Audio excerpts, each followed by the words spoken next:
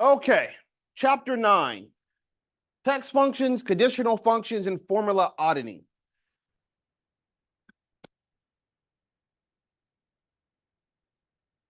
So learning objectives. After studying this chapter, you'll be able to use functions to format text, create conditional functions using if and ifs criteria, create formulas using nested functions, find and correct errors in formulas, and use 3D cell references and formulas.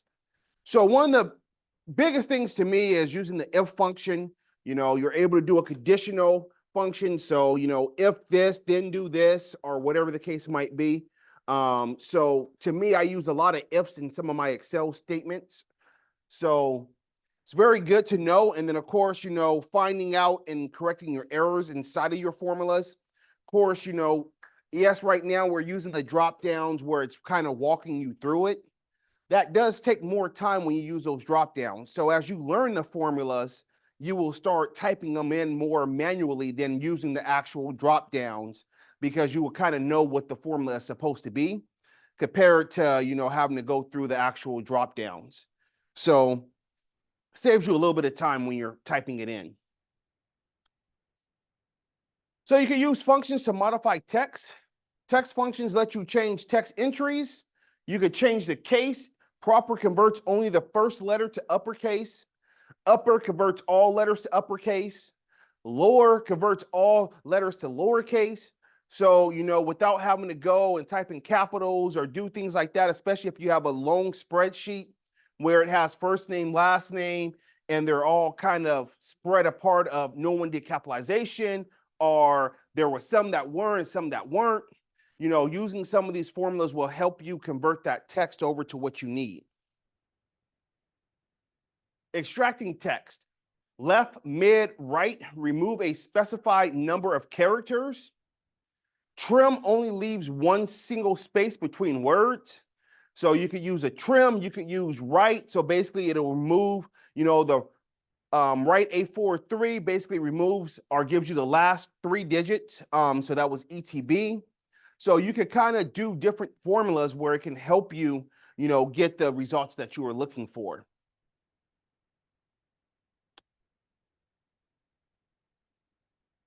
Merge and modify with functions in FlashFill. So concat, previously concatenate, combines 2 or more separate text entries into one cell. So maybe you have first name, last name that are in 2 separate cells. For whatever reason, you need to bring those together. You could tell it to concat, and that will basically take those 2 cells and bring them together. And then you could tell it if you want a space in between, if you want a star, maybe it's an email address and you're trying to, concatenate the email address. So whatever you want to do, you're able to do that. FlashFill tool extracts one part of a cell only, inserts text into a cell. You're able to combine 2 names into one cell, or separates one name into 2 cells. So the FlashFill is basically another option. Instead of, bringing it together, you're able to extract it out. So if you had the first name, last name already put together, now maybe you want to, use a FlashFill to extract it to be first name and last name in 2 separate columns. Once again, it's just making it a little bit easier when you're working with bigger Excel spreadsheets. So some of the other text functions that you have replace, which you can have it replace the, digit. So maybe they have dashes and you want, for whatever reason, spaces. You can substitute. So you can substitute, different case sensitive. Len determines, the number of characters in a cell entry. Repeat repeats text, such as the character A or letter A 5 times. So you can tell it to repeat a certain text.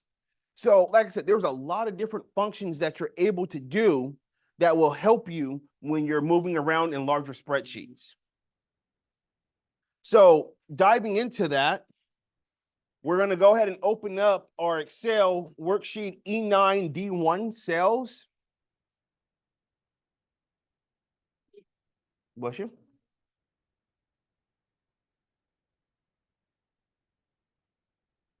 What should be this spreadsheet here.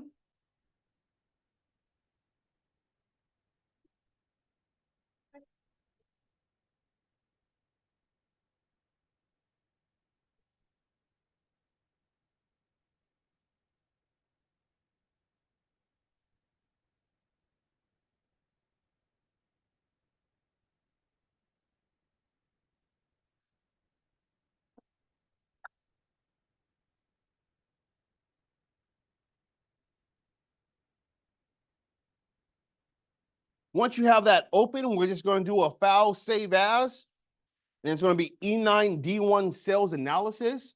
Just make sure you're on your thumb drive.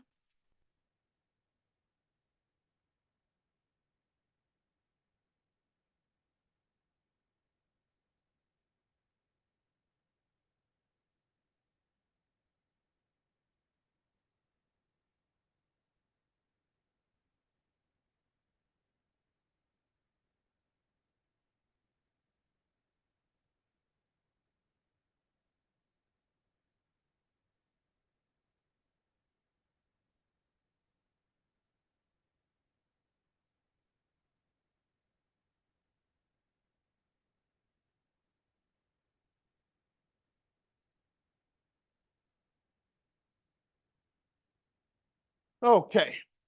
So the first thing we're going to do is we're going to insert a column to the left of column A. So we're going to right click on A and we're going to go to insert. And that should give you a brand new column A.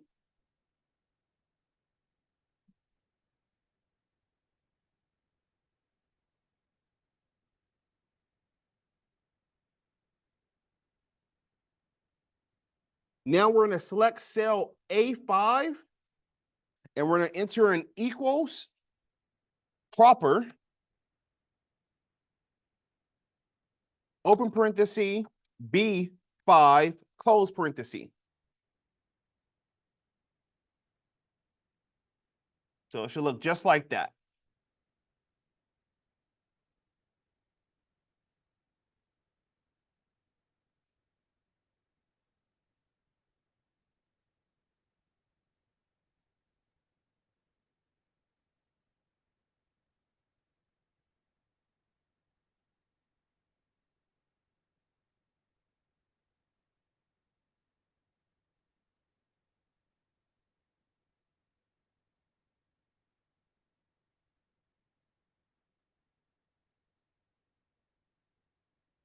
You should see the name Amir Johnson, which that one is already correct, except for the last name had a lowercase j.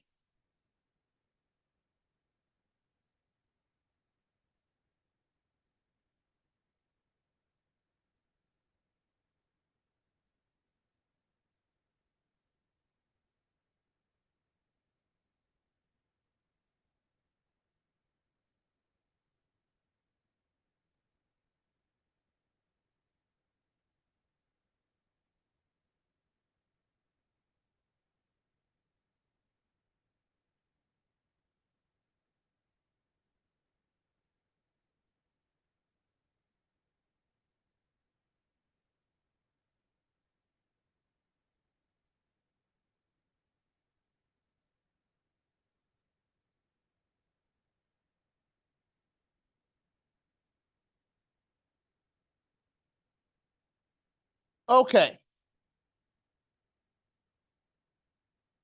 So now we're going to tell it to auto fit. So of course you can go up to the top. If you get right in between the A and B, you should see the two arrows pointing left and right. Double click on that, and that will auto fit that column for you.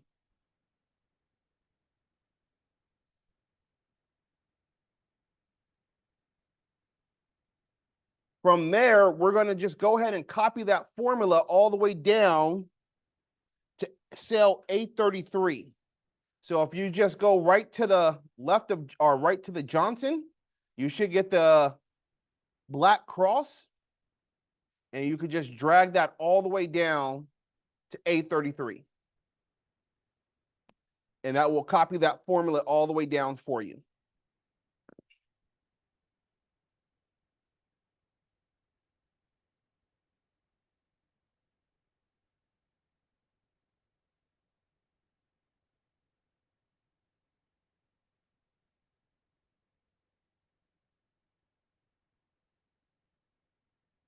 Now that you have copied that, or we're going to go ahead and highlight the range of A5 through A33. So you're just going to go ahead and select all those.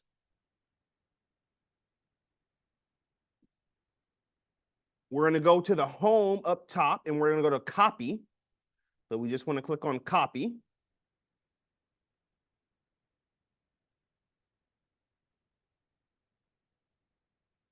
And now we're going to hit the little paste. You see where it has a little drop down. We're going to select that, and we want to go to paste values.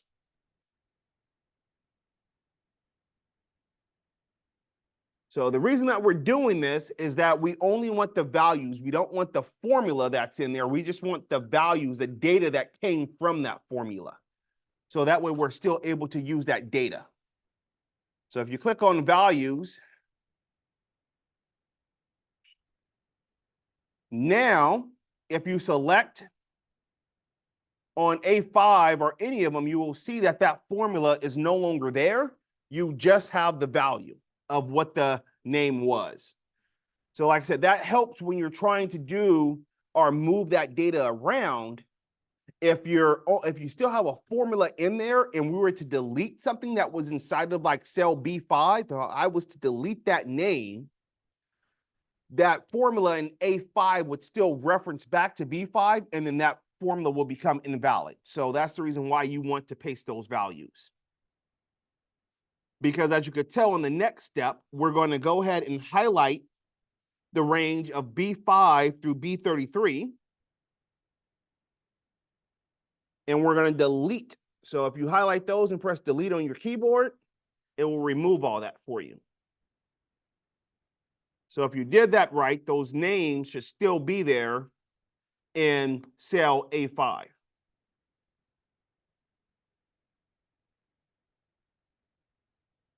Is that making sense to everybody?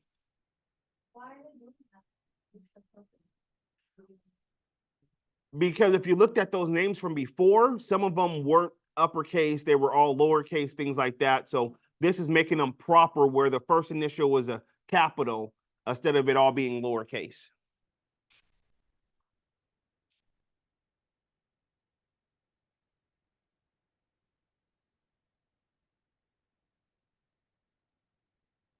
Okay, now we're going to insert a column to the left of column E. So once again, right click on E and go to insert. That should give you a new column E.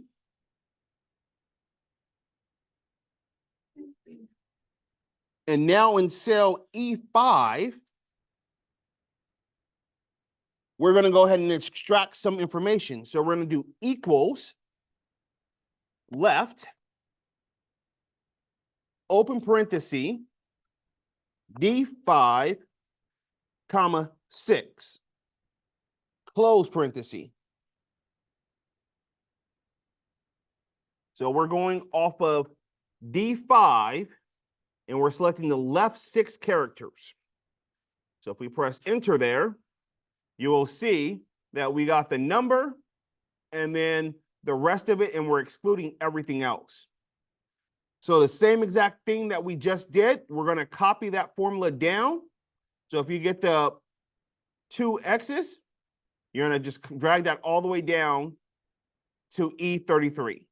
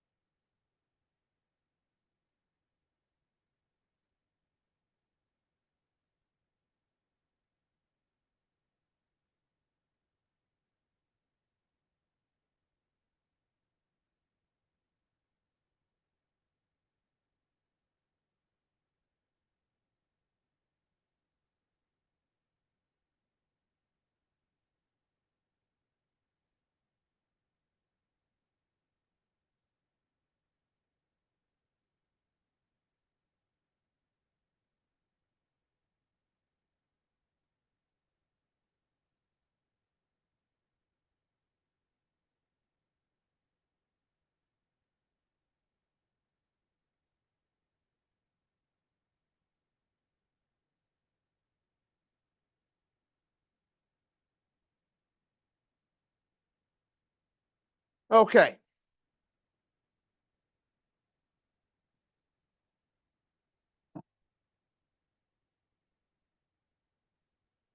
So now, with the range of E5 through E33 still selected, we're going to do the same exact thing we did before. Go to Home, go to Copy. Then we're going to go to Paste and paste values.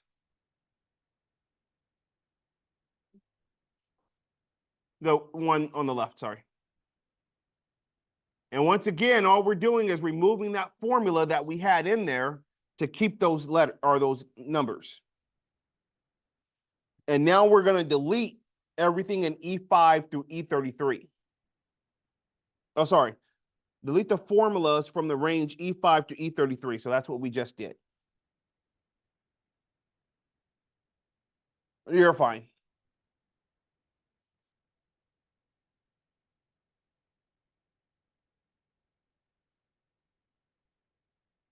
So now, with those ranges still selected, we're going to copy it one more time.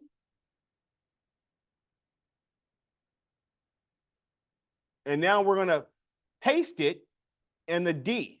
So select D5 through D33. Do a paste. You don't have to do a paste special or anything. You can do paste.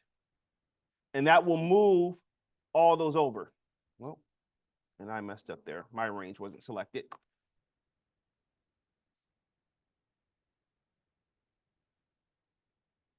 So you should have the same employee numbers on D and E right now. Does that look correct?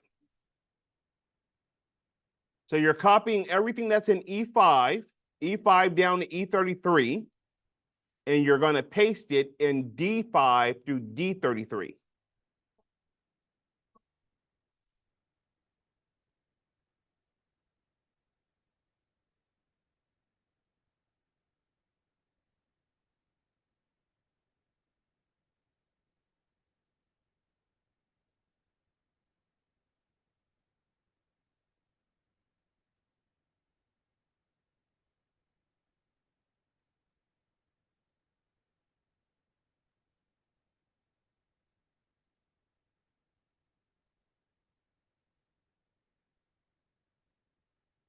Okay, now we're going to go ahead and delete everything in E.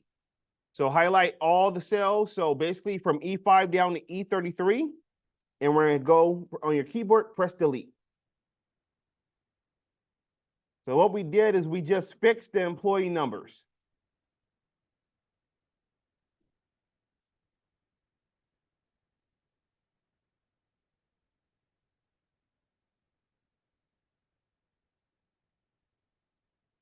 Okay.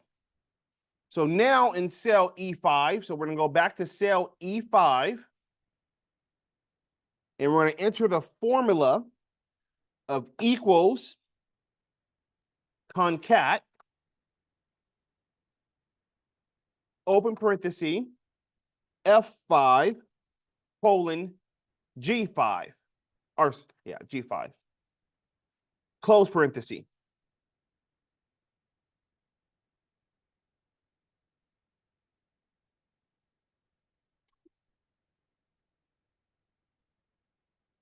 So concat, open parenthesis, F5 colon G5, close parenthesis.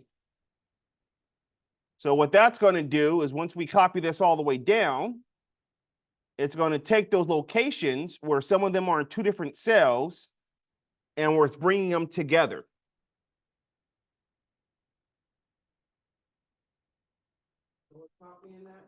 And you're going to copy it all the way down.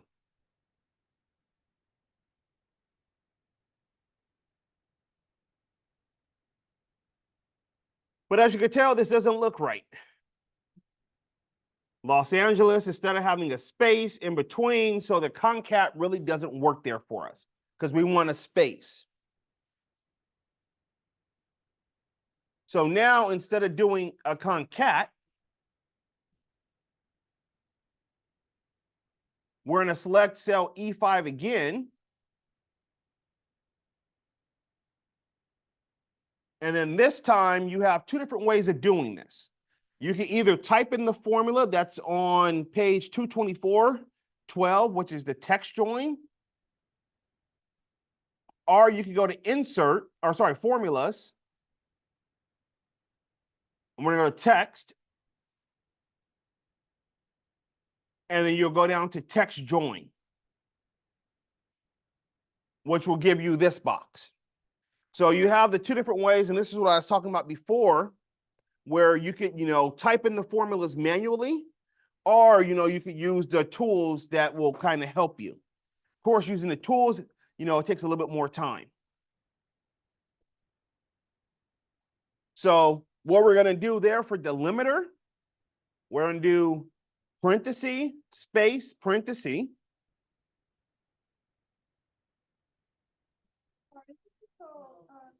Quotations. Oh my goodness.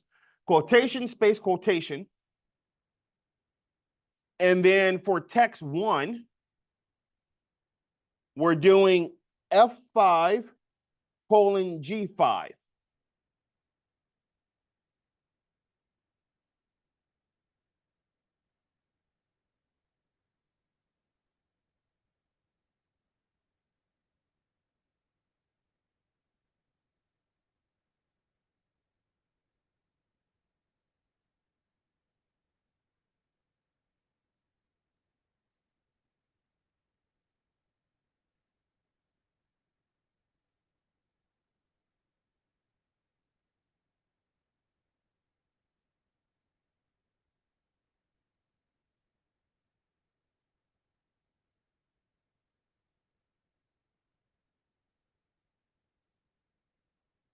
Okay. So once you have that, if you hit OK,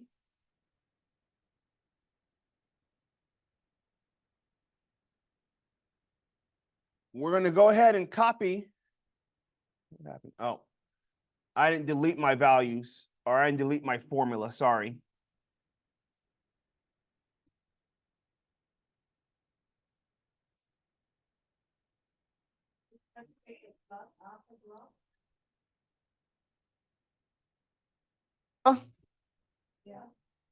We're going to have to delete. So if you click on cell E5, you're going to delete everything to the left of the T.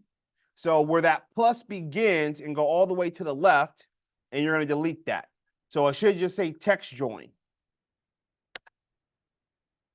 Oh, equals text join, sorry.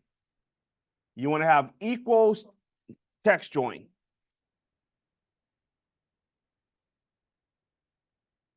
So that cell E5 should say equals text join, open parenthesis, space, quotation, space, quotation, comma, comma, F5 colon G5.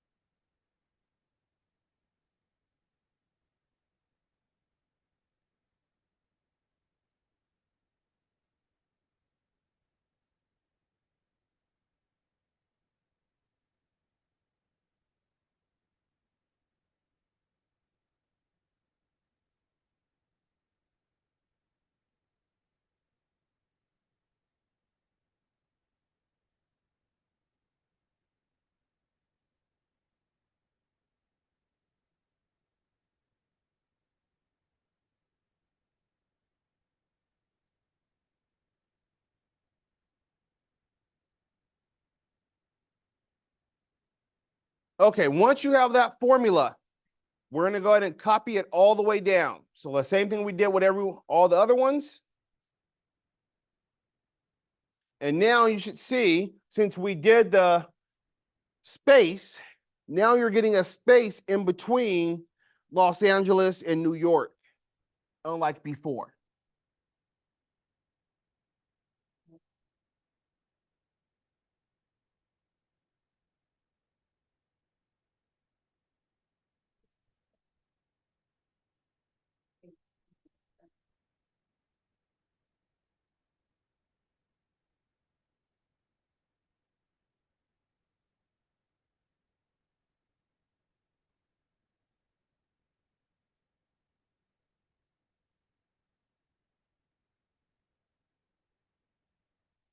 Okay, now we're going to go ahead and highlight once again everything that's in E5 down to E33. We're going to go back to copy. So home and copy.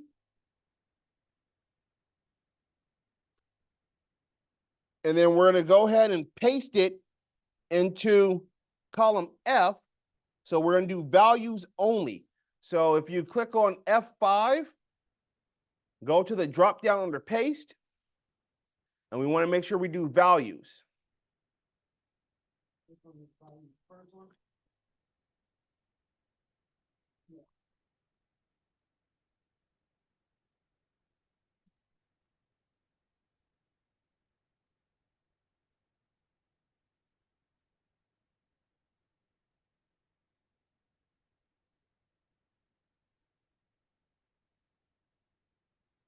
And now we're going to go ahead and delete everything that is in column E.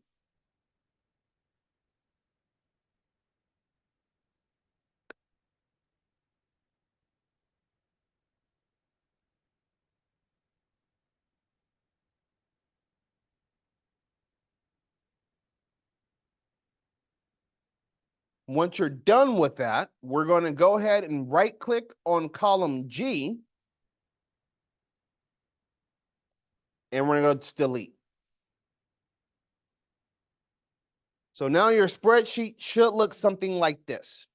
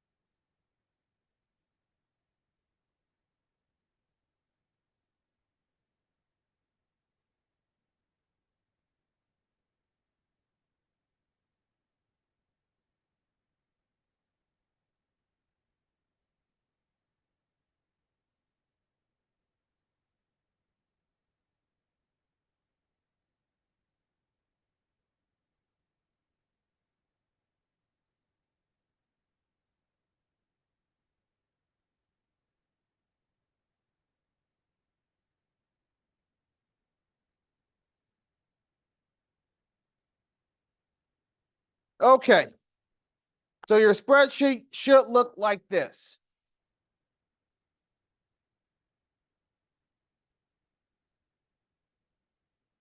Okay, using flash fill in cell B5, so Bravo 5, we're going to type in Amir, A-M-I-R,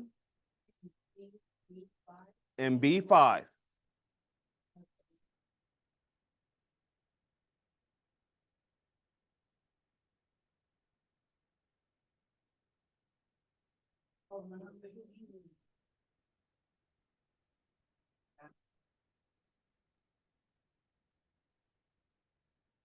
Now we're going to go to data.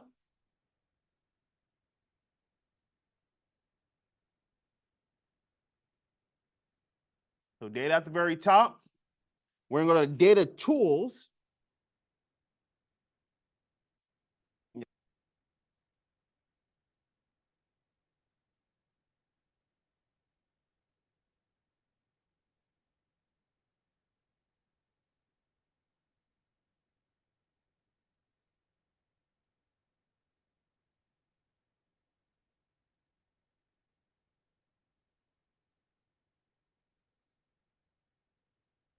Okay, so we're going to go to data, data tools, and then we're going to go to flash fill.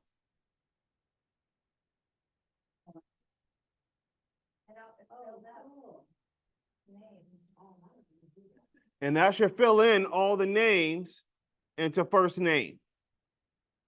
So based on what you typed in the first cell, it filled in everything else based on the information you typed in the first one. So now in C5, we're going to type in the last name of Johnson.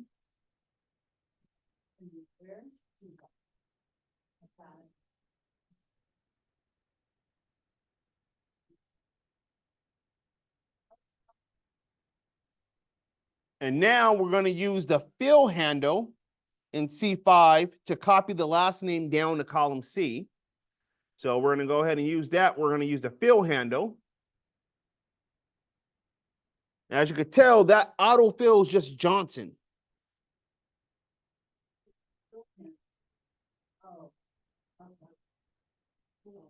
And now we could go ahead and go back to flash fill. So back to data, data tools, and flash fill.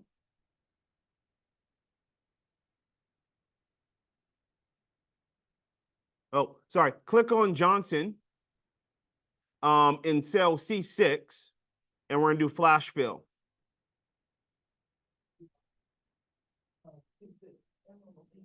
Well, why is that not giving it to me?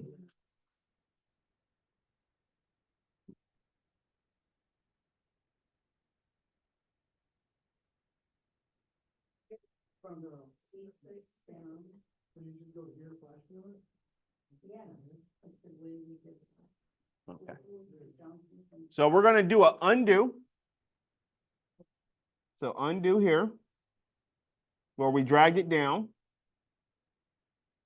And now we're going to click on flash fill.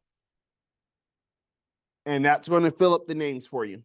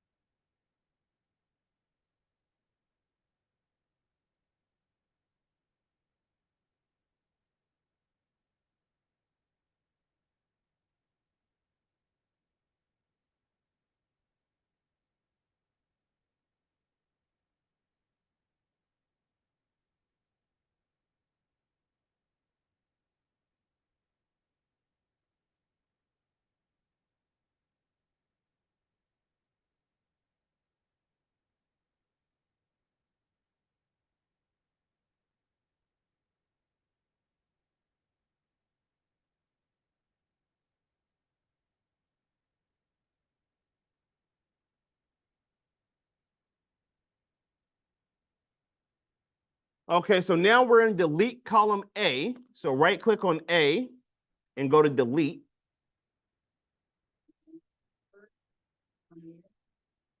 So on the very top where it's column A, and we're going to delete.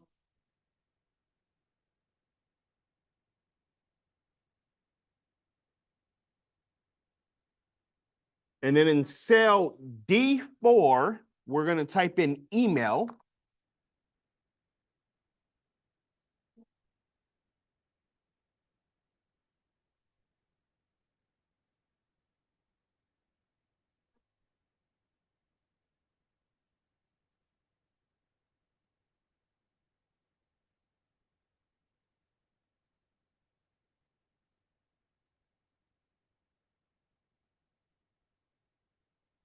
Okay.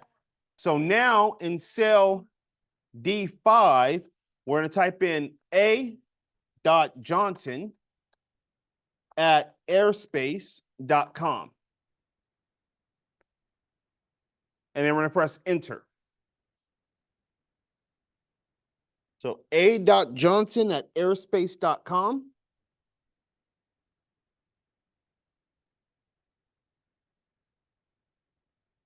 Once you're done with that, this is where it gets tricky. In column D6, we're going to type the letter R. And as you can see, it should autofill the rest of them for you. Once you type the letter R, it should autofill everything else, and you're just going to press enter. So now all of those email addresses should be autofilled for you based on what you did in the first one.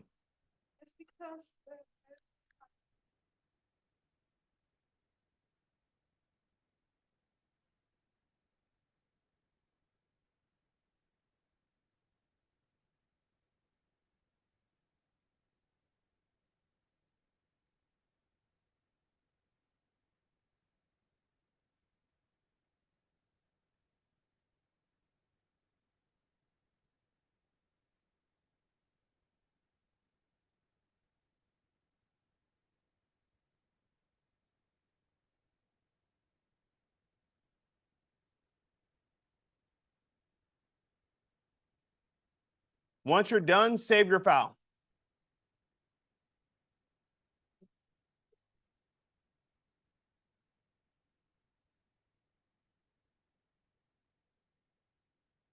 So this one, I mean, like I said, you went through a lot. Excel has a lot of different things on the way it's able to fill in data for you. So very handy, can get complicated, but it's one of those things that it will find, or if you learn to use it, it will save you time when you're working with spreadsheets.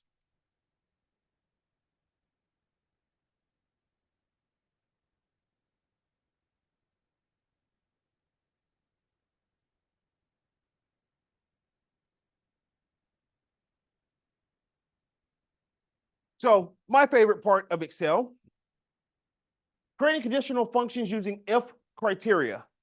If a range of cells meets a standard criteria or static criteria, you can apply a function to it. If functions use one criterion, ifs functions use multiple criteria. So basically, you can do a sum if, average if, count if, sum ifs, average ifs, count ifs. So basically, you're saying if it meets this criteria, we're going to do this. So the if criteria function arguments. There are two required arguments for ifs and ifs functions: the range, the criteria, and as well as an optional ones. So of course, the range, there are the cells to be compared with the criteria. The criteria can be the comparison value or text or an expression. And then the sum range and average range. This is the range to be summed or averaged, which can be different from the range being compared. So you can compare different areas and have it sum based on if it meets that range or not. The ifs criteria is a little bit newer and it allows you to do a little bit more when it comes to ifs. And we're going to go ahead and dive into that.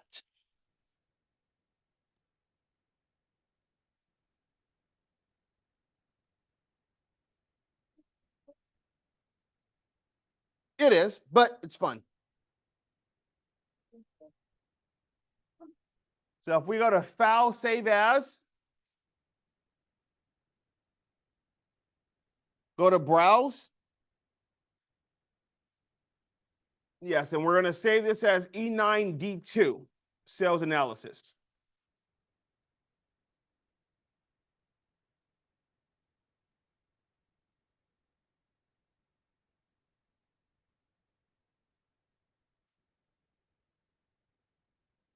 So now,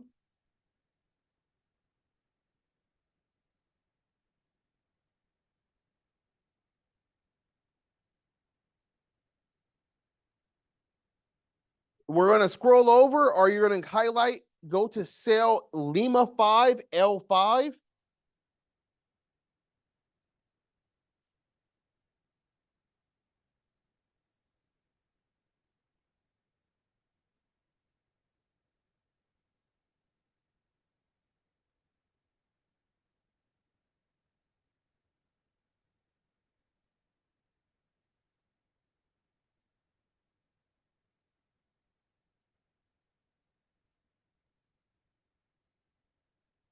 Okay.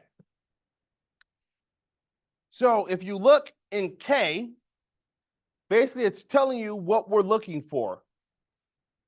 So K5 is saying that we want the amount of Miami employees. Just like K6 is the Miami employee commissions. So based on that data, we're going to go ahead and do the different formulas. So in cell L5, we're going to enter in equals count if, open parenthesis, E5 colon E33. So right now we're looking at, we're going to count based on if the location, we're going to do a comma. We're going to do quotation, Miami. No.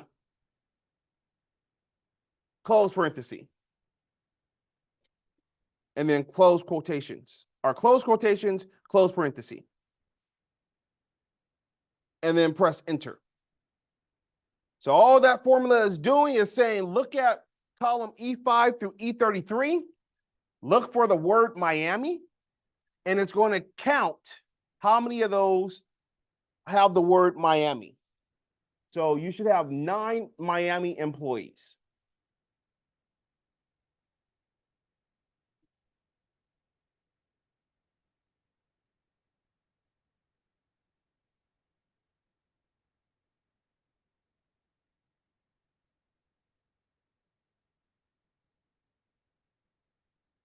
Now in cell L6,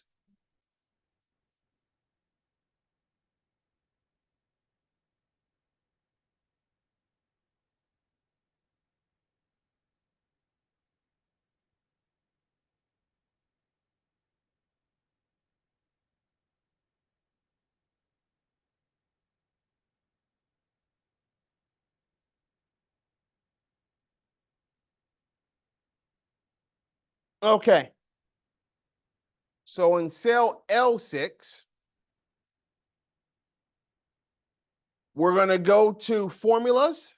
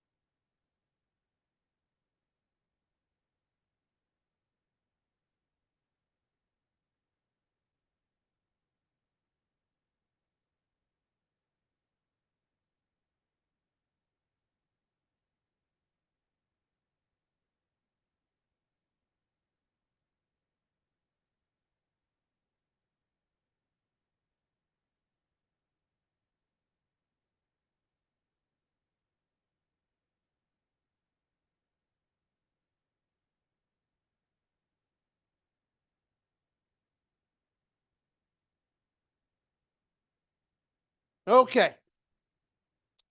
So cell L6, we're going to formulas. We're going to go over to math and trig.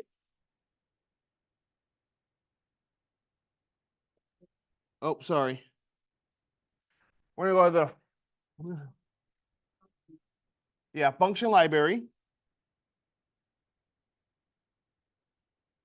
And then we're going to go down to, where are we going? Oh, sorry. Yeah, I'm over one. We're gonna go down to sum if.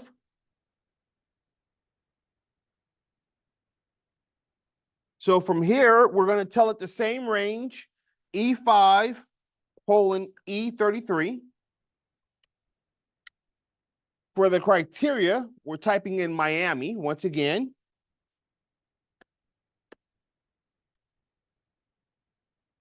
And then the sum range is I5 through I33. So once again, we're looking in the range of location for the word Miami. And if Miami is there, we're going to sum the basically commission for that person.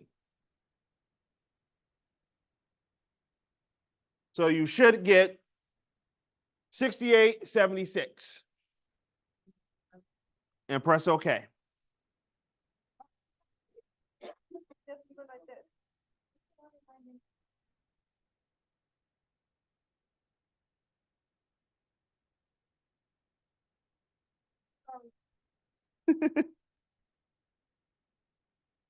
So once you press OK, you should have those numbers.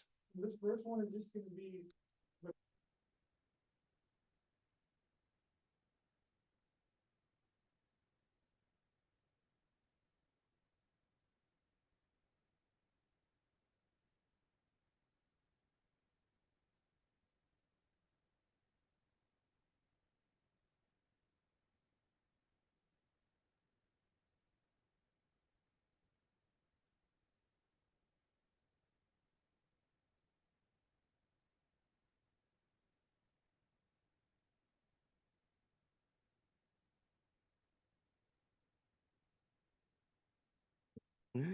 So once you have that, we're going to go to home. And we're going to select the currency format.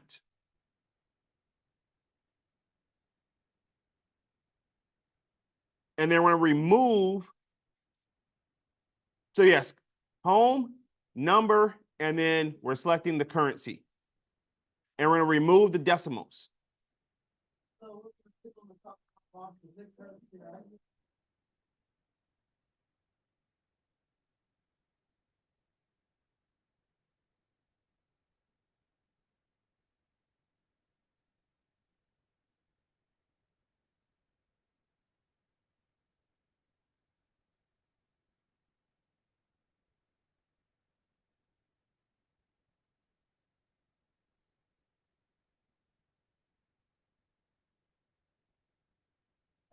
Now in cell L7, so we're going to take the Miami average cell. So we want to find the average.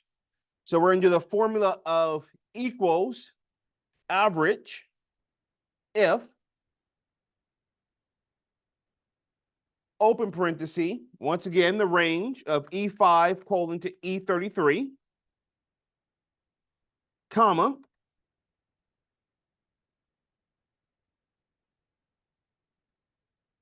open parenthesis, or sorry, yeah, just comma. Oh, sorry, E5 colon E33, comma, quotation, Miami, in quotation, comma, H5 through H33. So we're taking the average sales based on if they're a Miami employee. And press enter.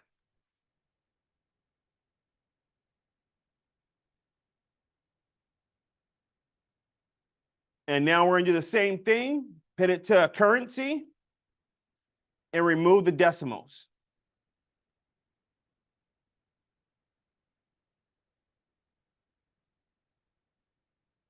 So you should get 10,643.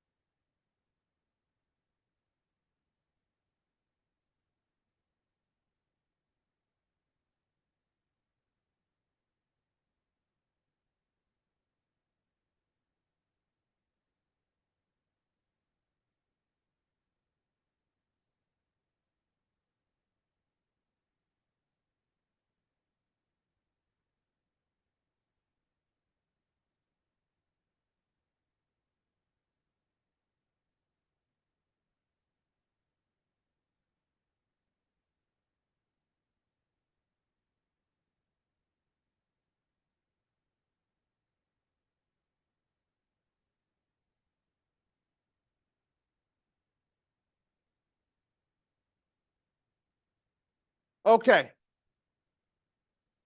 So now in cell L8, we're going to use a new one. This formula just came out inside of Office 2021. So if you go to formulas, we're going to go to the function arguments, our function library. Number 8. Yes.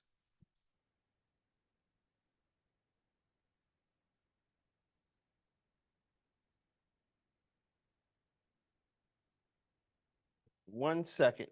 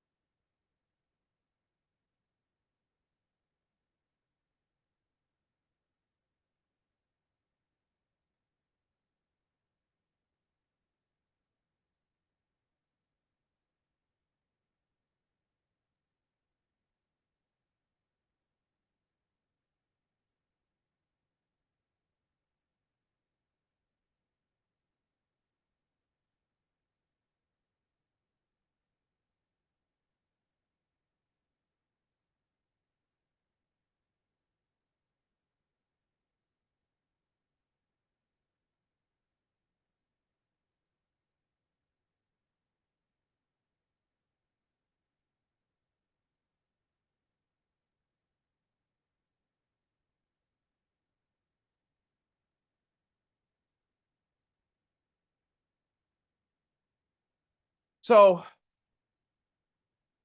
back on number 8 in cell L8, we're going to insert count ifs. So if we do equal count ifs, and then we press the FX for insert function. What about function? So equal count ifs. And I think you have to do the open parenthesis. And then right here, you have a FX button. FX right there on the formula bar. Oh, yeah. Hit that. That's going to open up the count ifs function.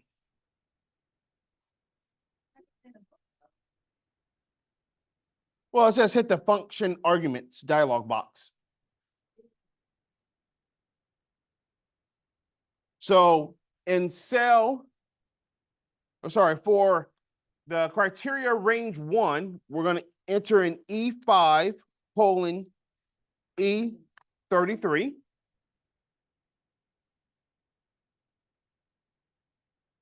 For the criteria of 1, we're going to type in Miami.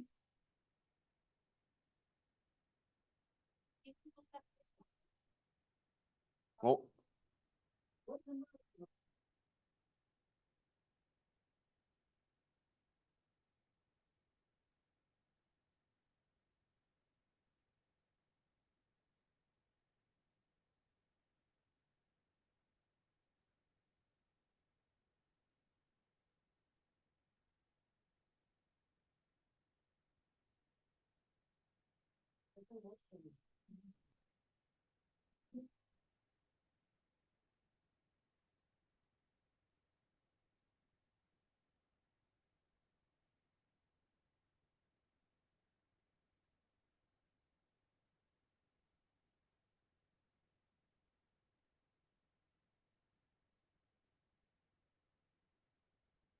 and then for the criteria range of 2, we're going to type in H5 colon H33.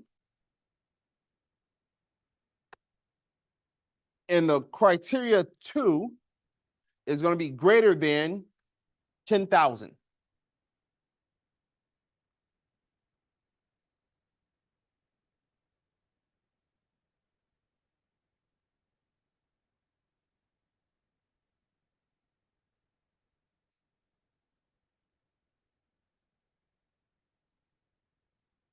So if you look on page 227, number 11, your formula bar should show that same exact formula that they have. Are you doing, quotations in the there to bring in 10,000?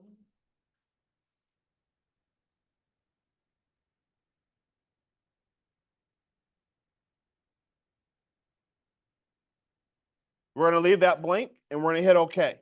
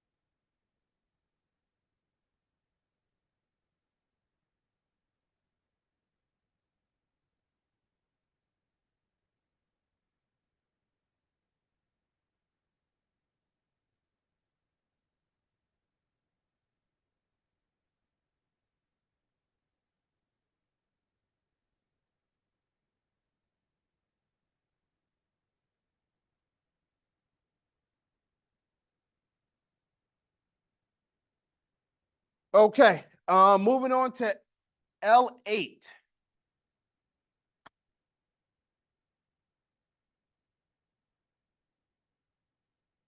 Actually, L9.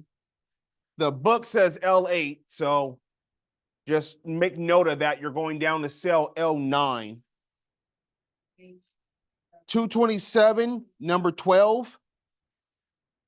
That should be L9.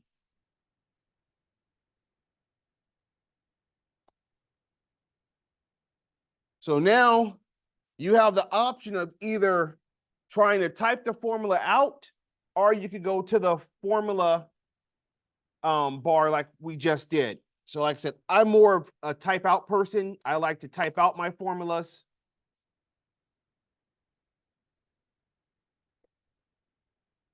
So I'm gonna do equals, count, ifs,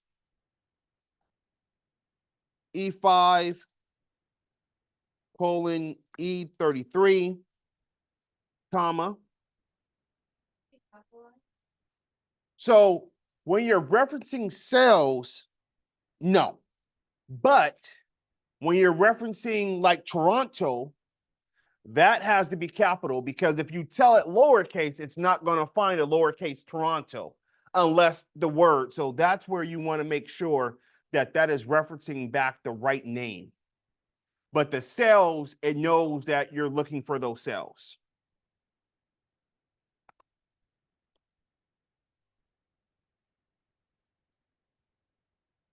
So, comma, H5 colon H33, comma.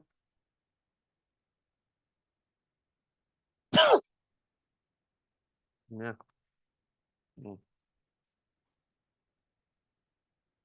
Greater than 10,000, close. So that formula should look something like that.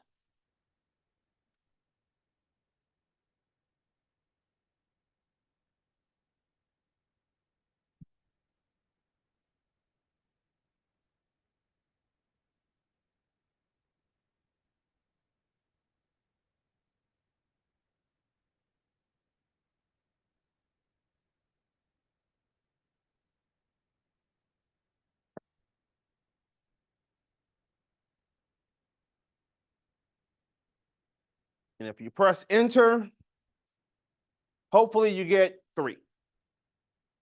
You got 8?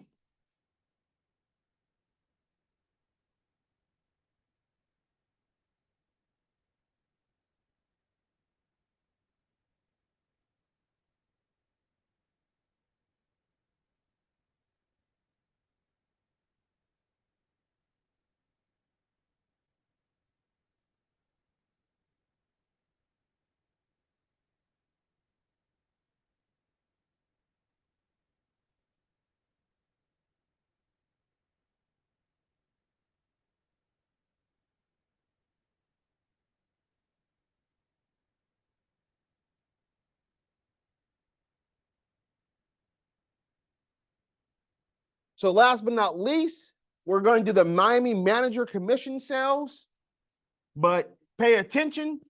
Here we want less than 10,000. So, you know,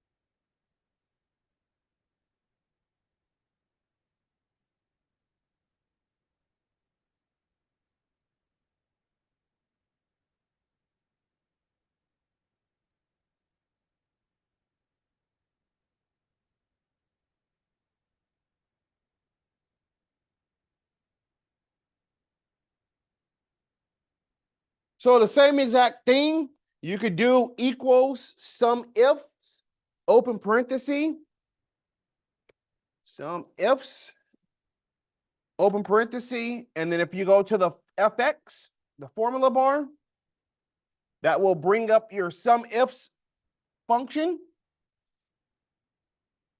And we're going to do for sum range is I5 colon I33. The criteria range is E5 colon E33.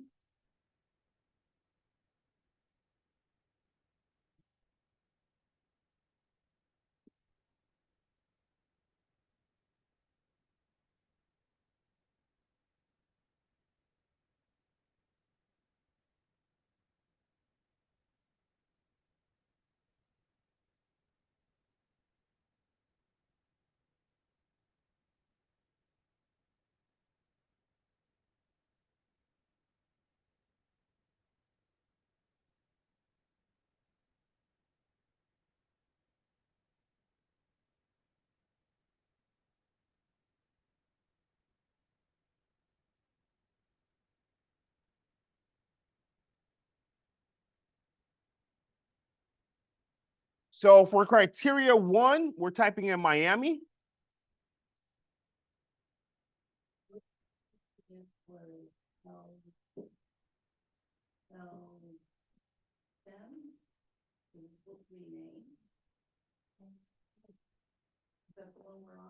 We're on L10 right now.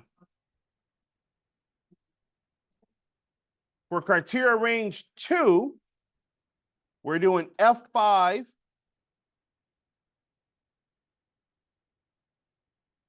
colon F33. And that's going to be criteria 2 is manager.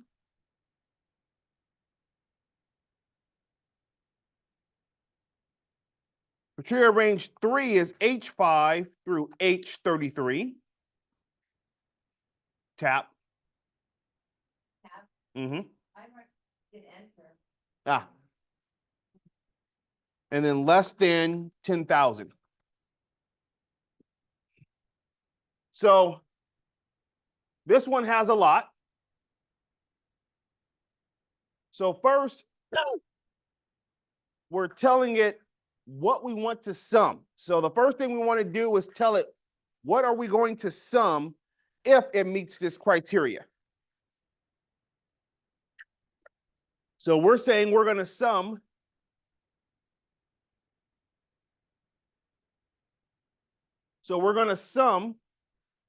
the values in the column of I based on 3 different criterias.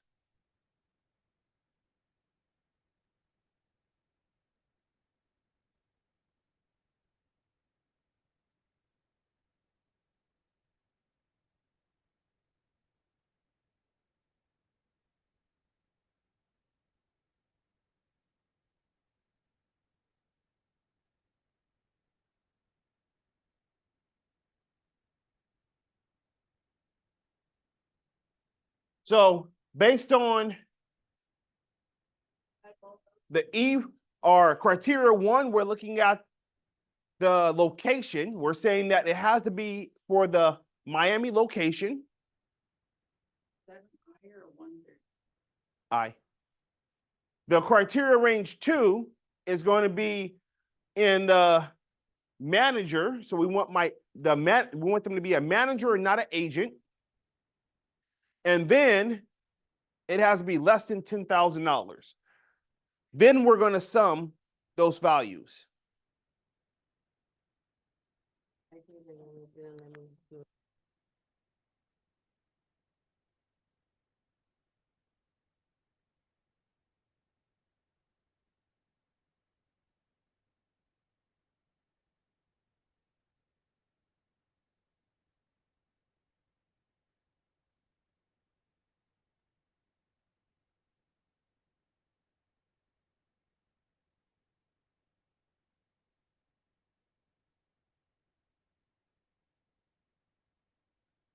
And then if we typed all that in correctly, should get 2012.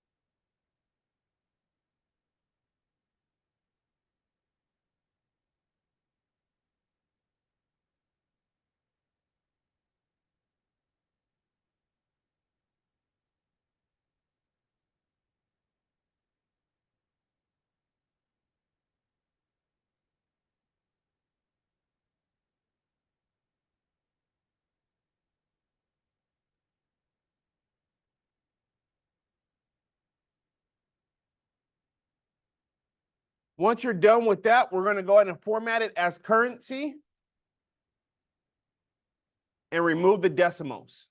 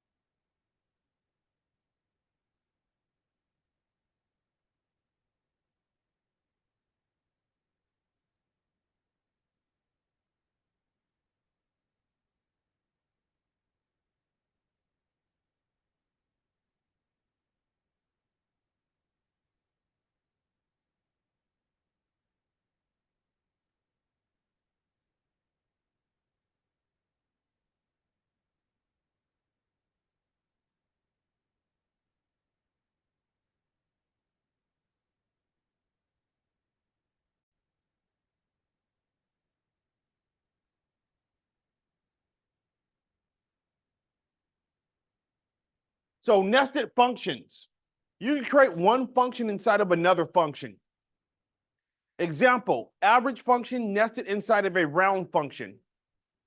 The formula first finds the average for the range and then rounds the results.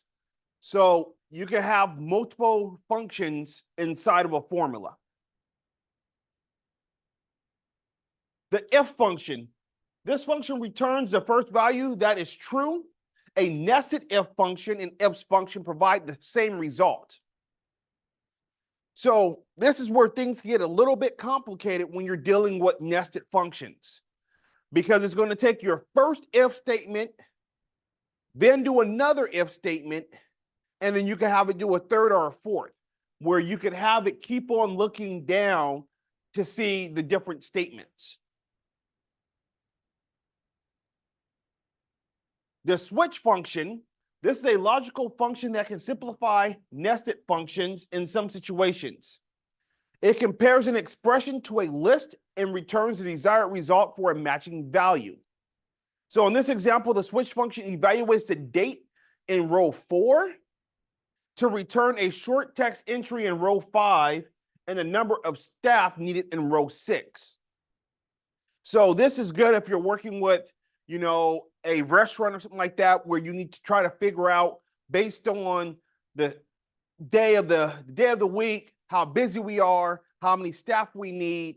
You're able to use something like the switch function that will kind of go through an expressions and get that done for you. So getting into a little bit more complicated formulas, we're going to go ahead and go back to our spreadsheet. We're going to do a file save as.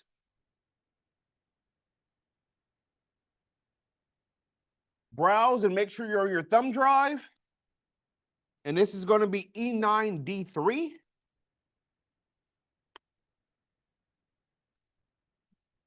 E9D3.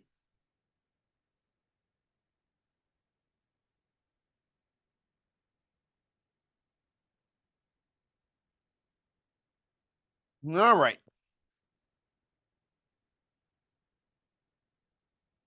So now we're going to select the Miami average sales amount in cell L7. So right here, which should be 10,643.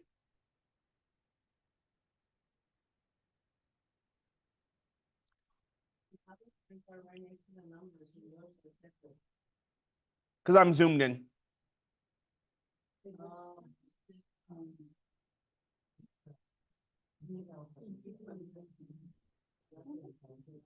So now we're going to increase the decimal by 3 places. So you want to increase that decimal. So you should have .222 or .222. Yeah.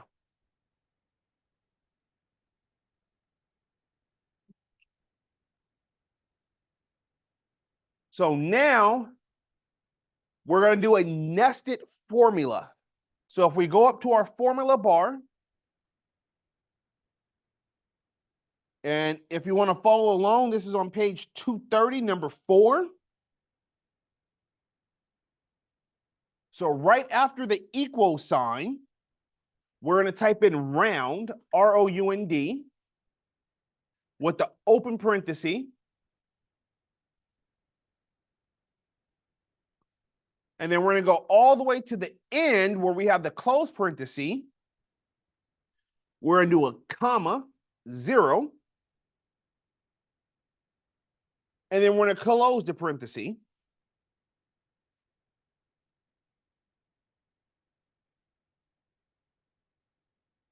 then we're going to press enter.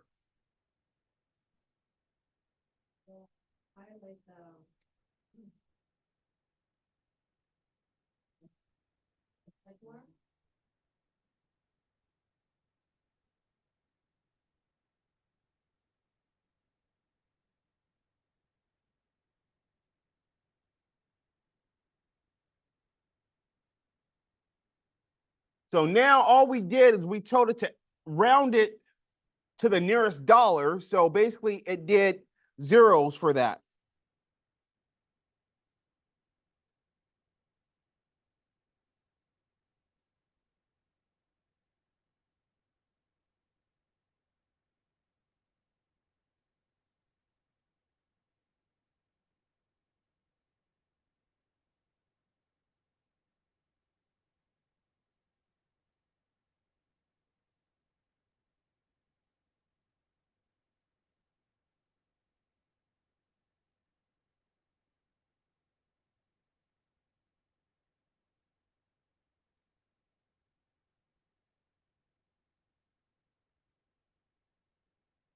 After you do that, we're going to remove the decimal places.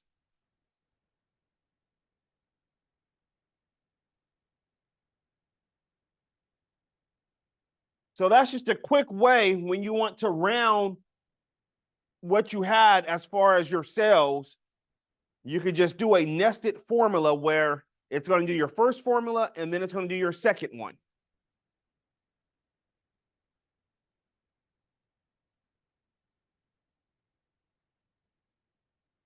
Yes, decrease the decimal places.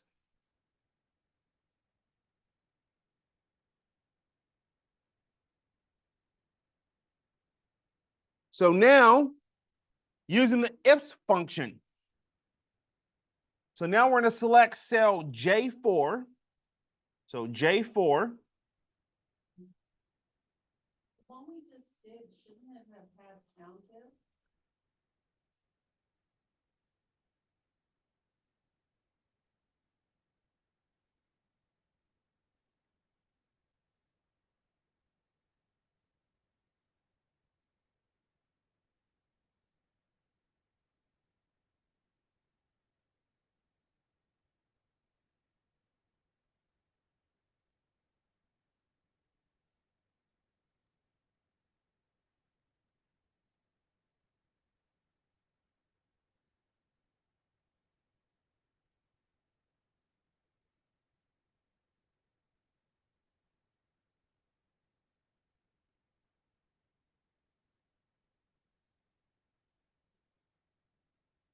Okay.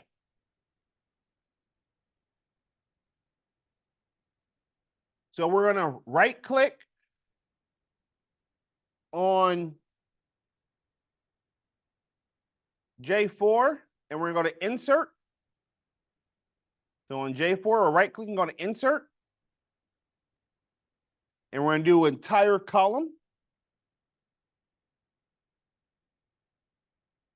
So now we should have a new J4.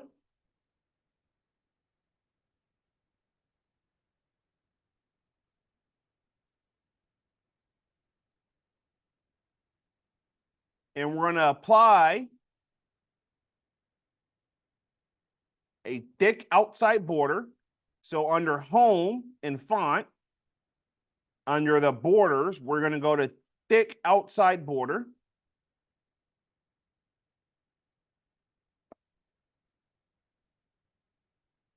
And we're going to type in the heading of bonus.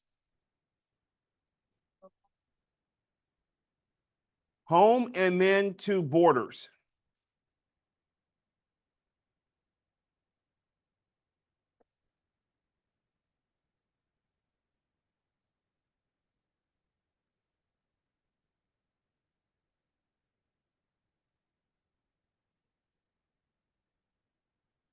So now we're going to go.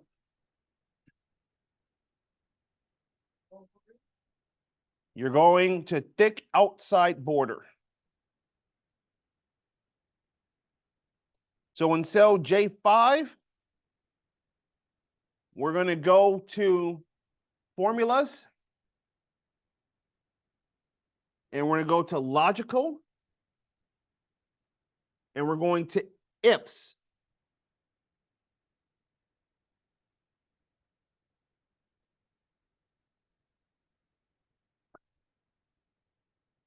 So now on page 231, number 9, you're going to go ahead and enter in that information.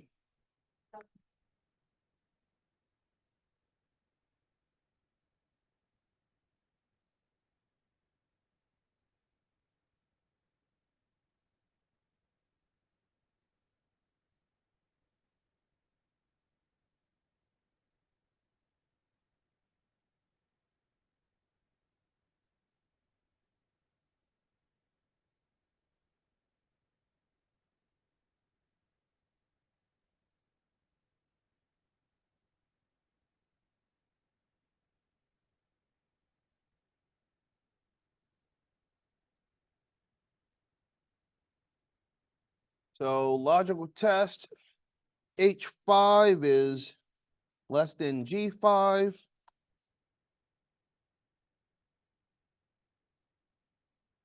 0, I5 is greater than or equal to 1,000.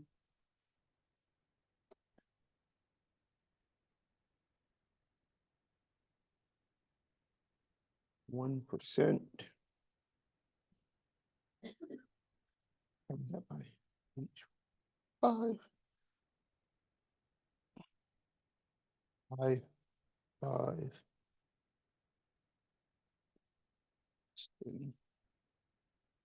1,000. 3%.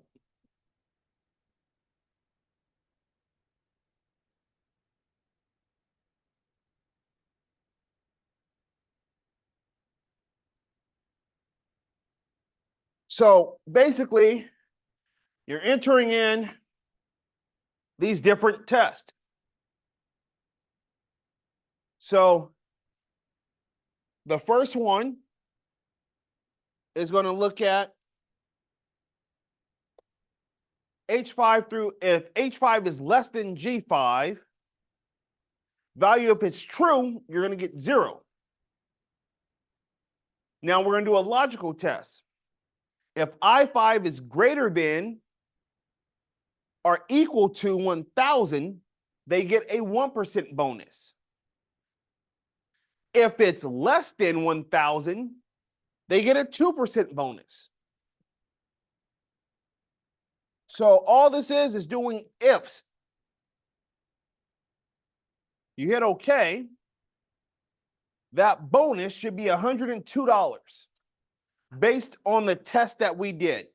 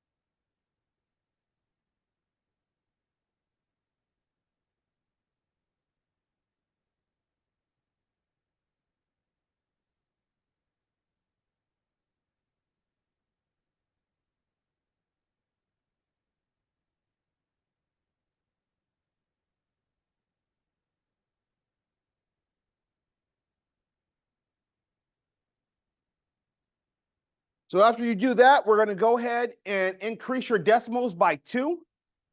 And you should get the number of 101.66.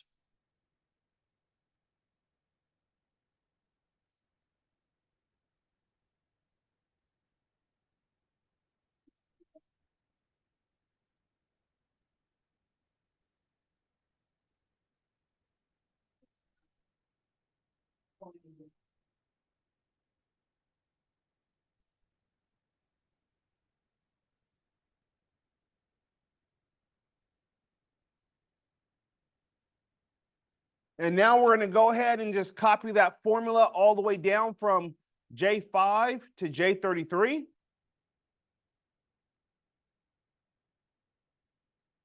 So you should go ahead and get your numbers.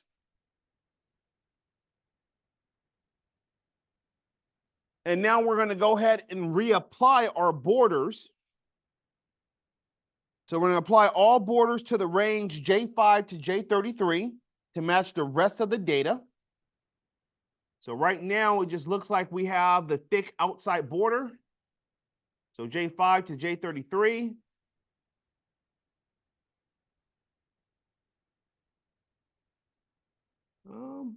Actually, it looks like.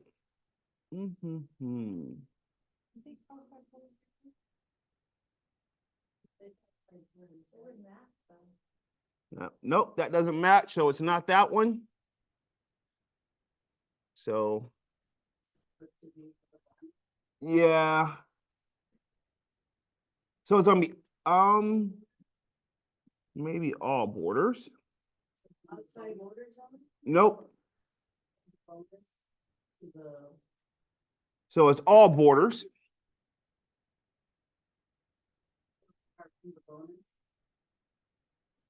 From J5 down to J33.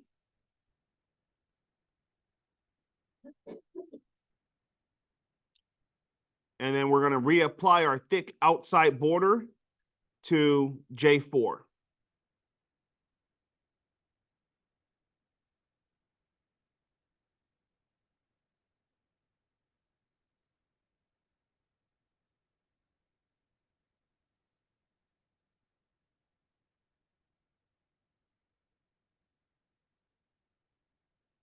Still doesn't look right to me. No, it doesn't. You said thick, right? Well, no, that was just all borders. So that looks like.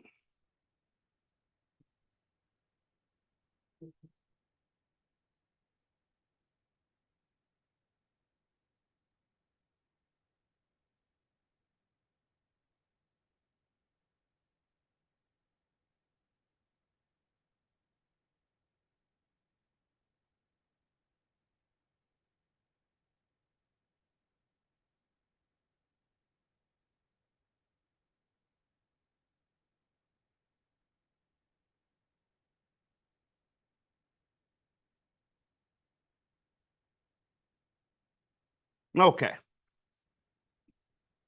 So you have to go manually select the border. So if you go to your borders with those highlighted, you're going to go down to more borders.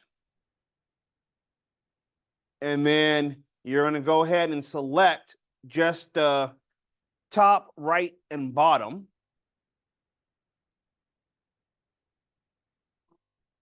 Top, right, bottom, and middle.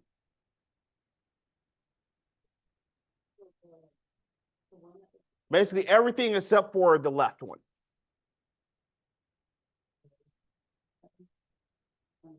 So like the top blue. Top. That says inside? So, no, inside the box.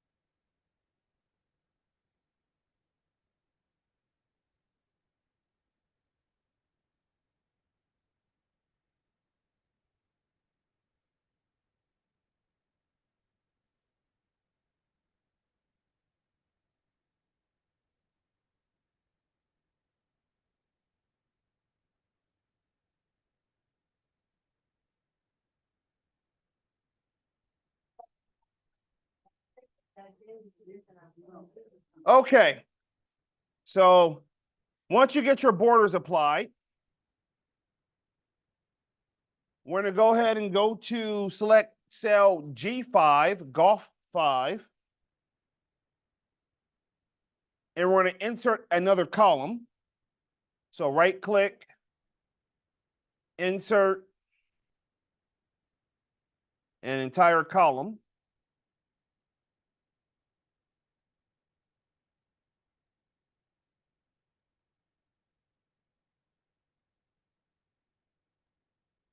And now we're going to insert the switch function.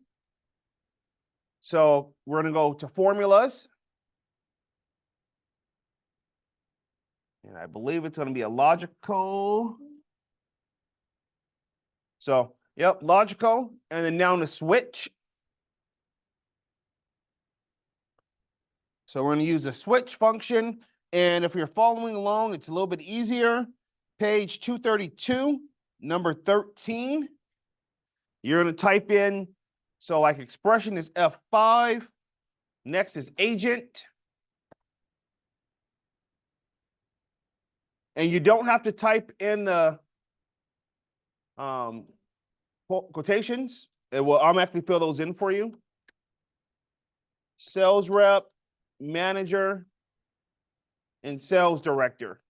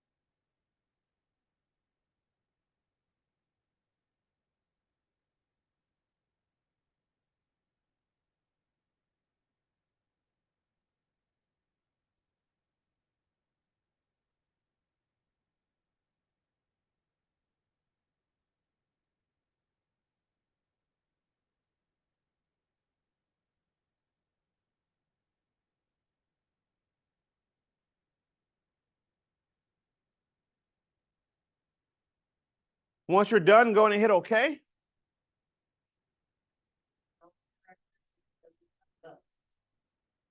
Nope, just hit OK.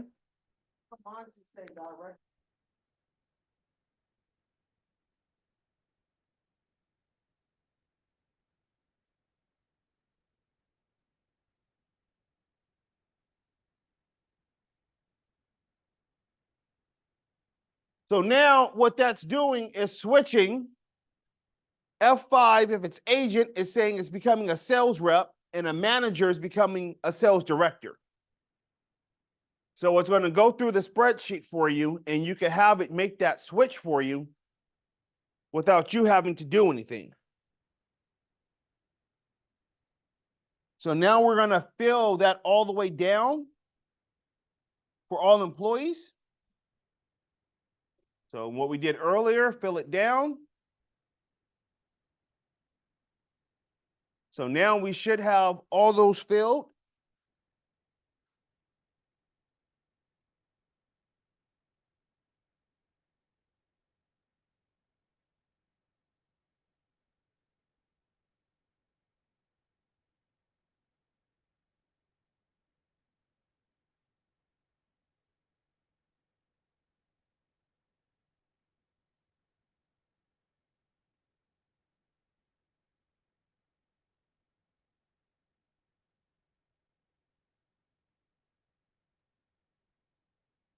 Now that those still are highlighted, we're going to go ahead and copy.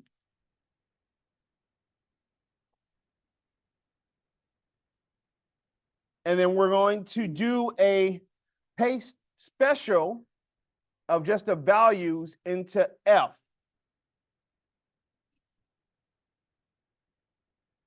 So we copied the values in G, and we're going to paste special the values into column F. Nope, you just click in column F and then do a space or a paste.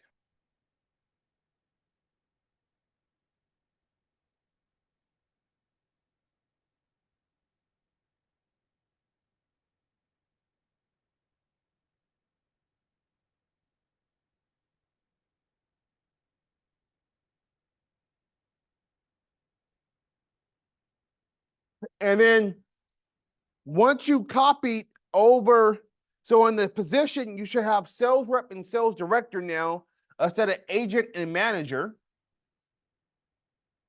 And then we're going to delete column G. So right click on column G, go to delete. And then save your workbook.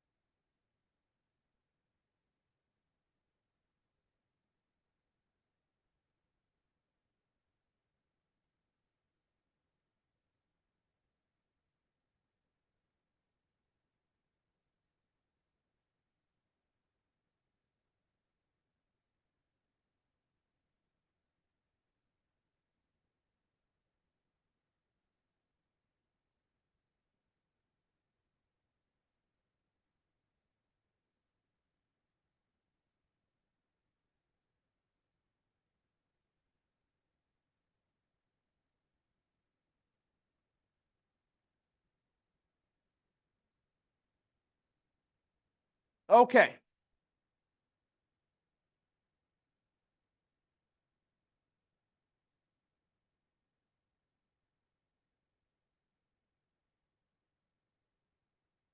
So troubleshooting formulas. Of course, as you guys seen with some of these formulas, you can run into problems.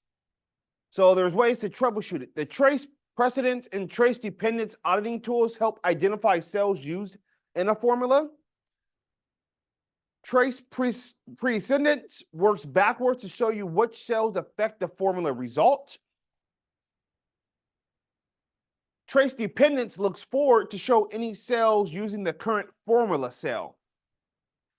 So tracing your formulas, check with accuracy with tracer errors. Trace a cell or a formula. Continue clicking the trace precedence or trace dependence button to see all the different references. Checking for errors, the error checking tool spots and corrects formula errors. Errors are indicated by a green indicator triangle in the upper left corner of the cell.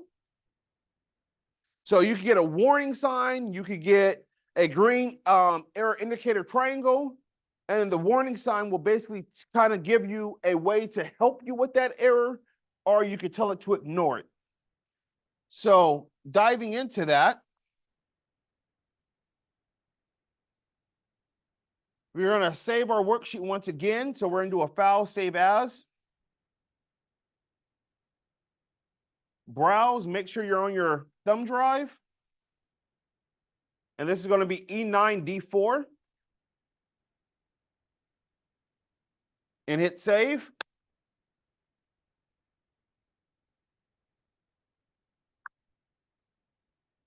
So now we're going to go to the August sales worksheet. So on the very bottom, we're going to August sales.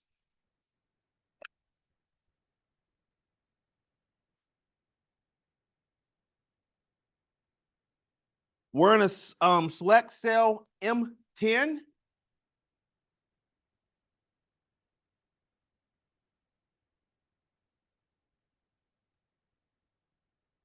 So that should be the Miami Managers Commissions. Zero in my column, I got a dash.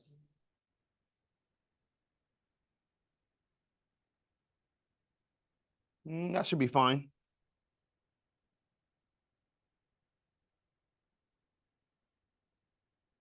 And then we're going to go to formulas. We're going to go over to formula auditing.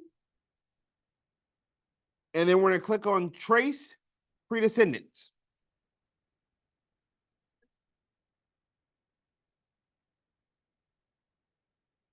So that should show you all the things it's looking at in that formula.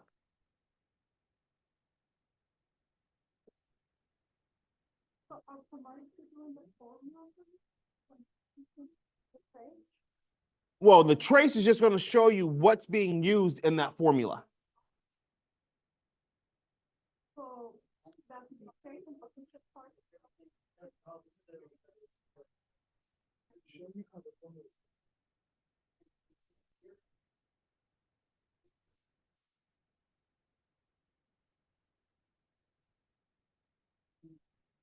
So now in the formula bar, we're going to modify that formula where it says manager, and we're going to enter in sales director.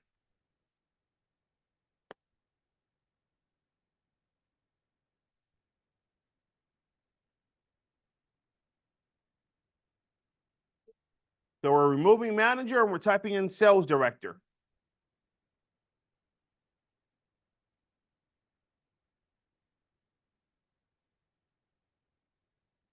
When we press enter, you see it modifies the number.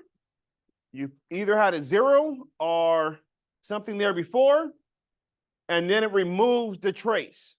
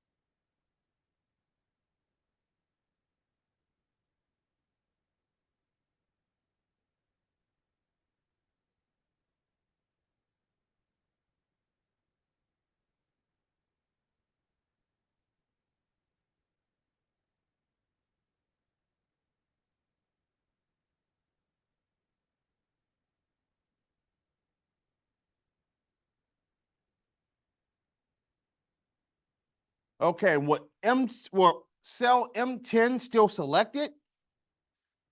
We're going to go back to formulas, formula auditing, and we're gonna click on trace precedence 2 times. The trace precedence 2 times.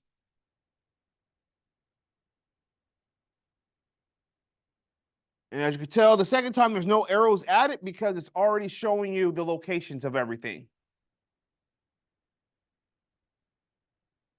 Now, if we click on trace dependent,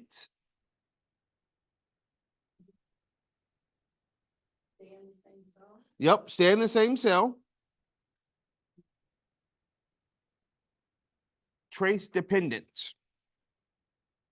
You will see that the trace dependence command found no formulas that refer to the active cell.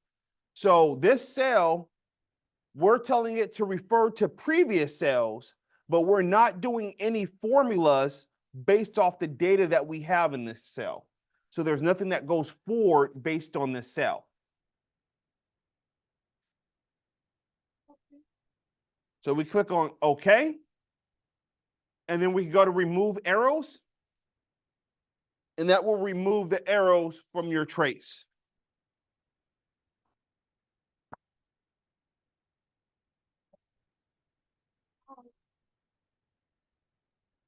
Well, it's when we did the trace precedence. Oh.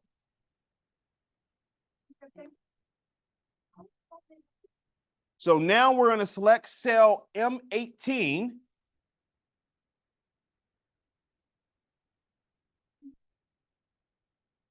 And we're going to go back to formulas, formula auditing, and trace precedence.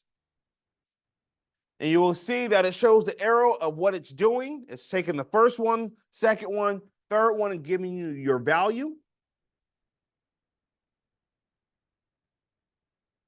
Now we're going to edit the formula in M18, and we're going to do equals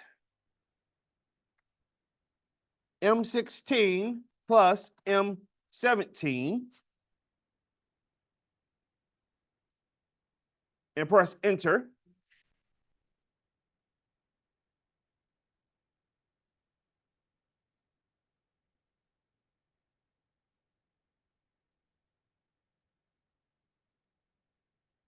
So that was M16 plus M17.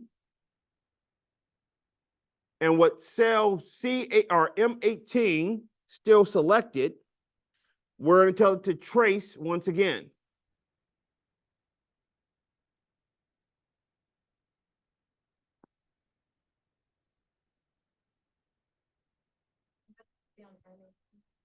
Yes.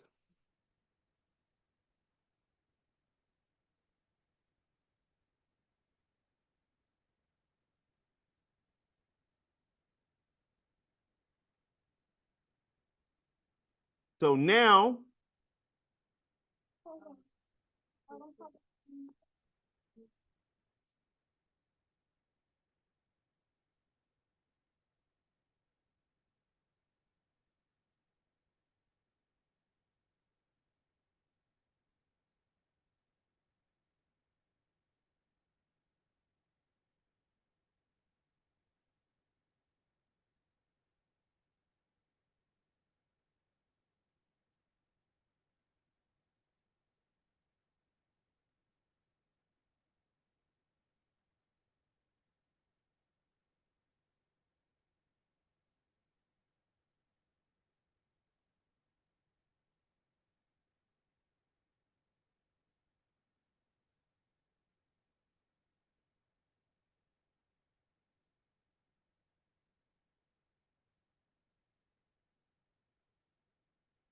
okay.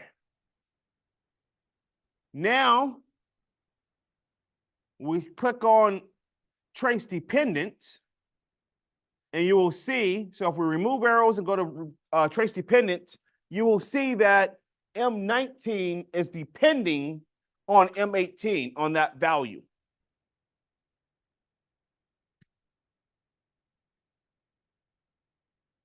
Yeah.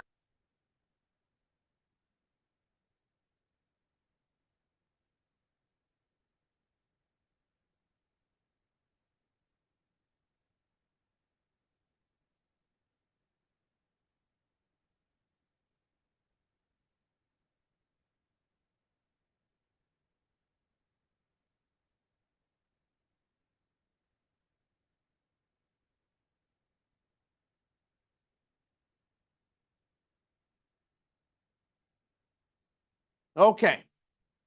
Now we're going to go over, we're going to remove the arrows from the worksheet. So now it should be back to no arrows, no nothing. We're going to go over to cell A1.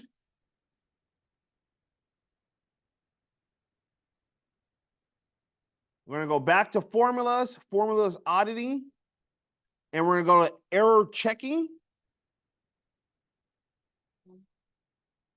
Formulas, formulas auditing, and then error checking. You should get this pop-up that comes up. Should tell you that there's a problem. So this says formulas omits the adjacent cells.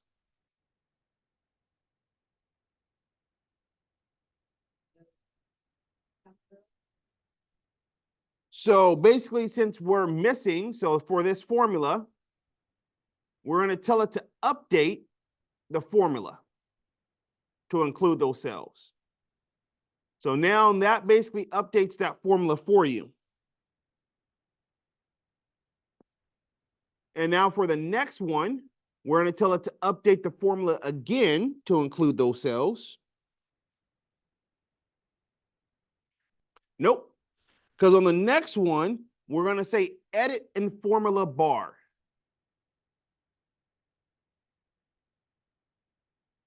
So we do it right? Sorry.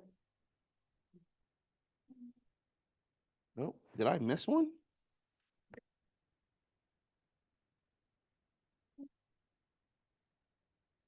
One more? You go back. Hold on.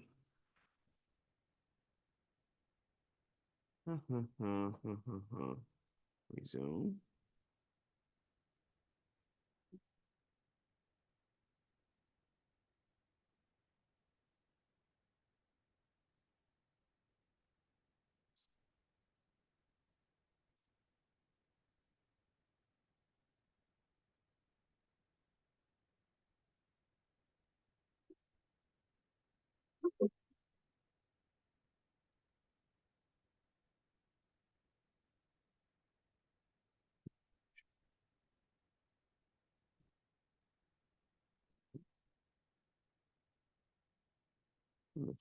Formula bar replaces a range reference. Okay. Oh, we're going to go ahead and do what it says. So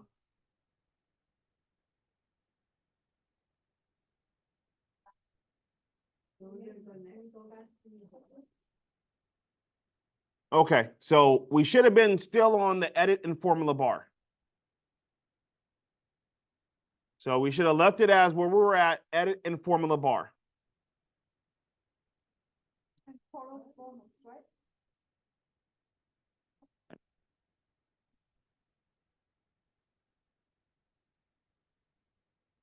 Right now in the formula bar, you should have equal sum H7 colon H19.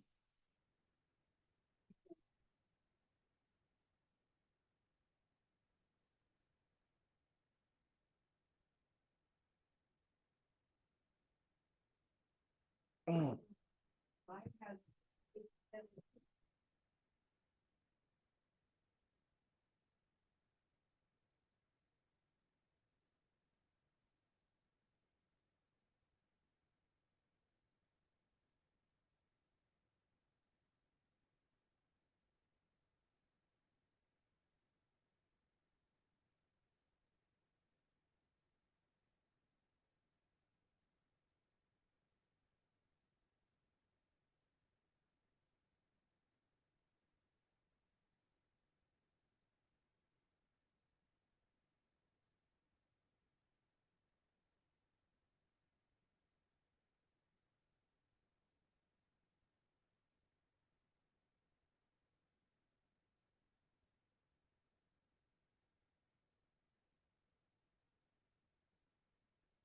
So now we're going to replace the existing reference. So instead of H7, we're going to change that to J5 colon J33.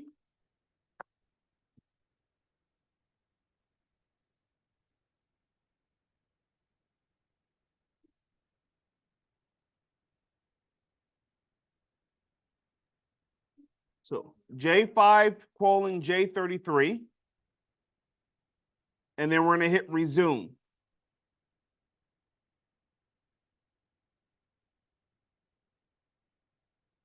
So once you're done, you should get this message that pops up that says it is complete.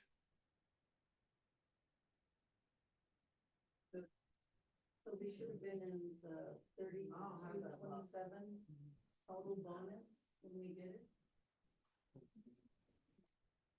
Yes, you should have been in tonal bonus.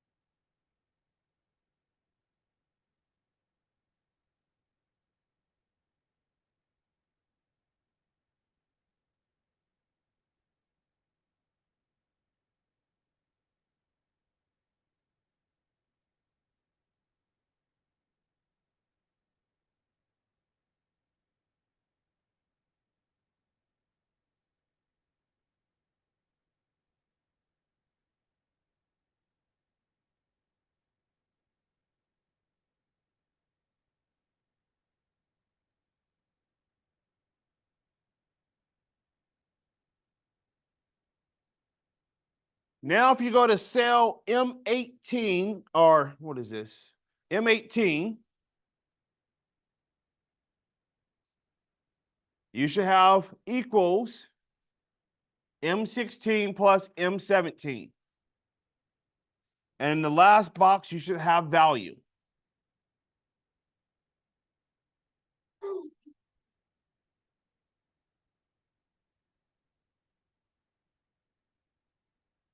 Okay, so now we're going to go back to error checking.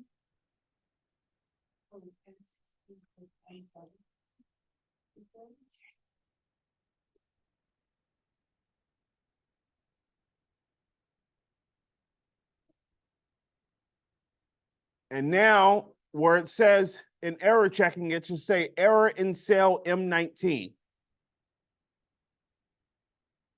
We're going to click on edit in formula bar. And we're going to do equals M18 divided by M15.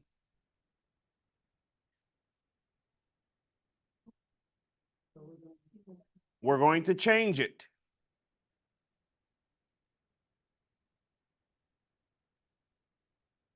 And then hit resume. And then hit OK.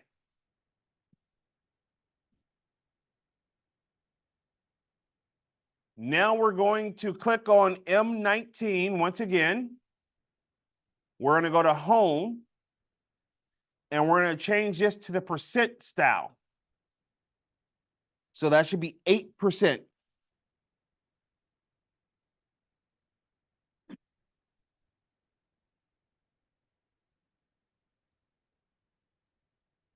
So with cell M19 still selected, we're going to go to formulas once again.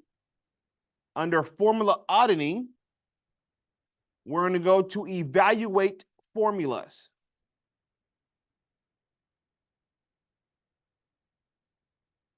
And here,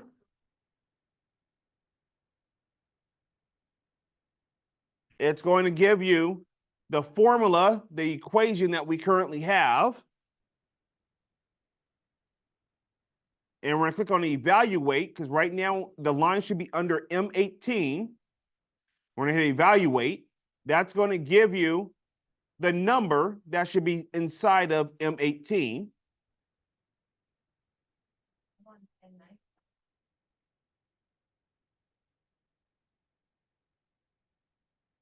And then we're going to hit evaluate. And that's going to give you the value that's inside of cell M15.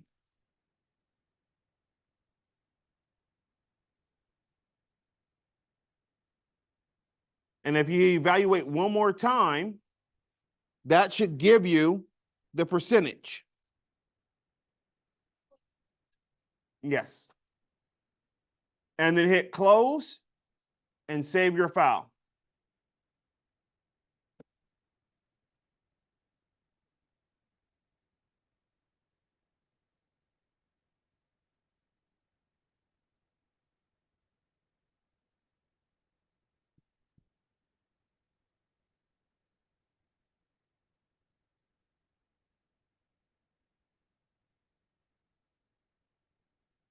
So 3D cell references, you can refer to data in multiple worksheets at the same time.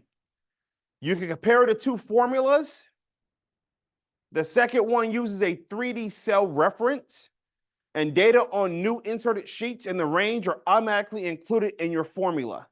So this is just something to be careful about, is because if you're inserting something, the data will automatically be inserted inside of those range. So getting back to our worksheet, we're going to do another file save as.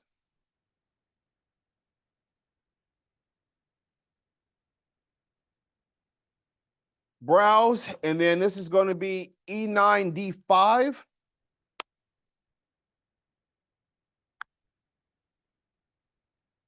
And now we're going to go to the Q3 cell summary.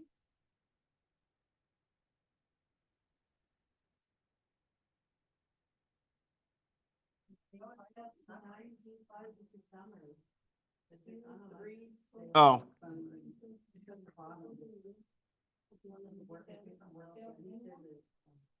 So at the bottom, Q3 sales summary. And in cell G5,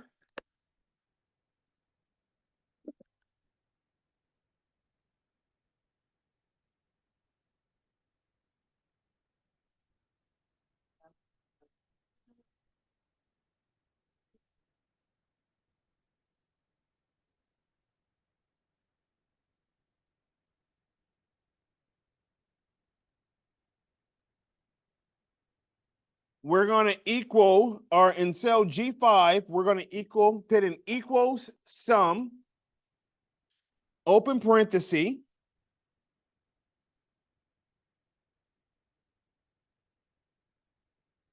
and then we're going to select the July sales. We're going to select cell G5.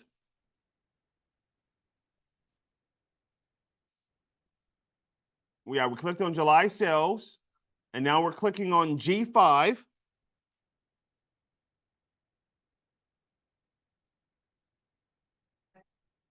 Hold down the shift key on your keyboard, and we're going to select September sales.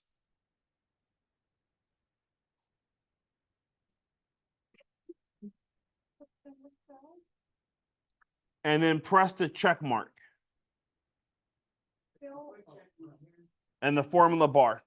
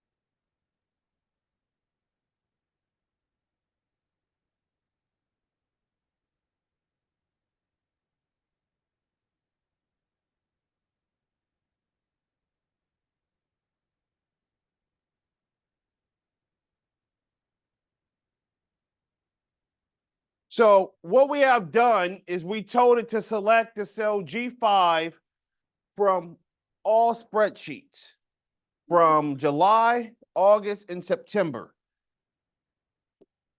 and sum it up.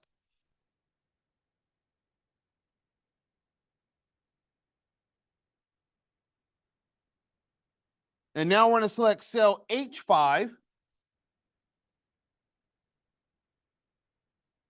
And we're going to do the same exact thing.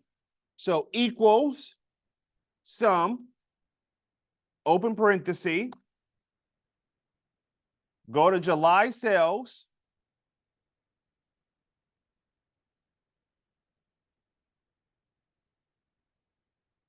and we're going to click on cell H5, hold down your shift key,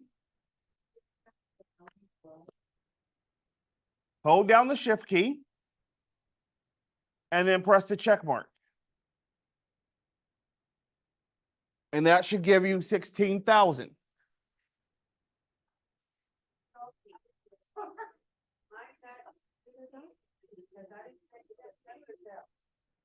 Oh, I got 5,000. Yeah. I got 5,000. Yeah. Yeah, cause, we hold on to it. We're going to do it one more time for commissions.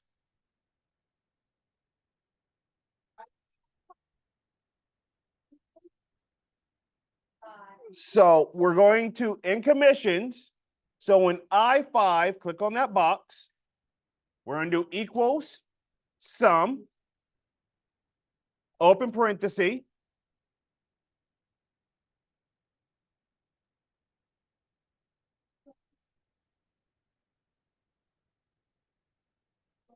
we're going to go to July sales once again. We're going to click on I5, hold down the shift key, click on September sales, let go of shift, and then hit the check mark.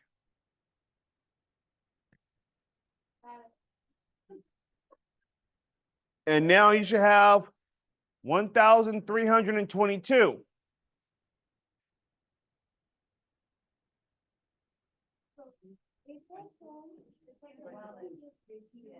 And now we're going to go ahead and copy that formula all the way down.